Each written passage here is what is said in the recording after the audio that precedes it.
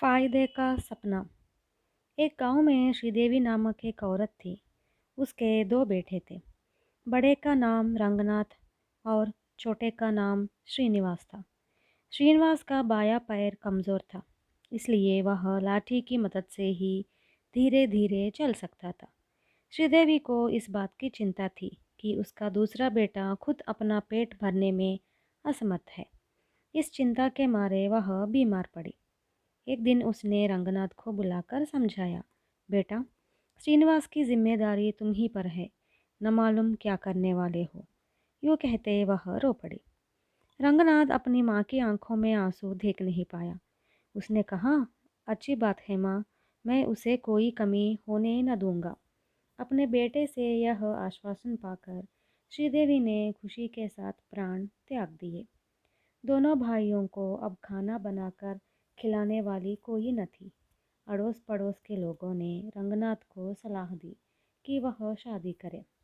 रंगनाथ ने कनकलता नामक कन्या से शादी की। कनकलता श्रीनिवास को देखते ही खींच उठी। वह जब तब चुभने वाली बातें कह बैठती थी कि उसका पति मेहनत करके कमा लाता है तो श्रीनिवास बैठे बैठे खूब उड़ा रहा है। श्रीनिवास चुपचाप ये बातें सुन लेता, पर वह कभी अपने बड़े भाई से शिकायत नहीं करता था। धीरे धीरे कनकलता श्रीनिवास से घृणा करने लगी। एक दिन उसने श्रीनिवास को डांट दिया, घर में कुत्ते की भांति ना पालोगे तो कहीं क्यों नहीं जाते। श्रीनिवास का दुख उमड़ पड़ा। उसे सांत्वना देने वाला कोई न था।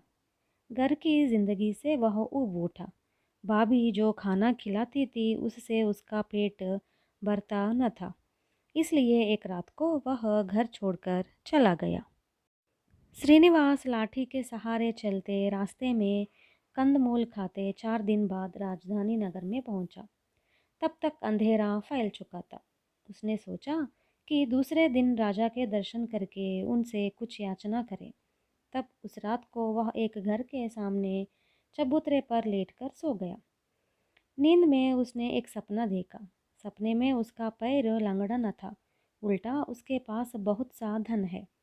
वह लेटकर सो रहा था। तब 4 चोर आए, छुरी दिखाकर उसे डराया और उसके पास से सारा धन खींचकर ले जा रहे हैं। उस वक्त वह जोर से चिल्ला उठा, चोर चोर पकड़ो। श्रीनिवास चिल्ला तो पड़ा, साथ ही अपनी चिल्लाहट को सुन वह आप ही जाग उठा। जिस वक्त वह चिल्लाया उस वक्त बगल में स्थित जमींदार के घर में एक चोर घुस गया था। उसने सोचा कि किसी ने उसे देख लिया है, इसलिए वह घबराए हुए धीरे से गली में आ पहुंचा। इस बीच श्रीनिवास की चिल्लाहट सुनकर कई लोग अपने घरों से बाहर दौड़े और चोर को पकड़ लिया। वे लोग चोर तथा चोर को पकड़ने में मदद पहुंचाने वाले श्रीनिवास को भी राज दरबार में ले गए।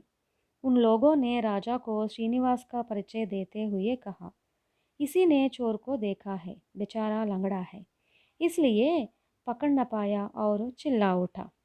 राजा ने श्रीनिवास का सारा समाचार जानकर रंगनाथ और कनकलता को बुला भेजा। श्रीनिवास के प्रति लापरवाही दिखाने के कारण उन्हें डांटा। श्रीनिवास को अच्छी पुरस्कार देकर अपने भाई के साथ बेच दिया।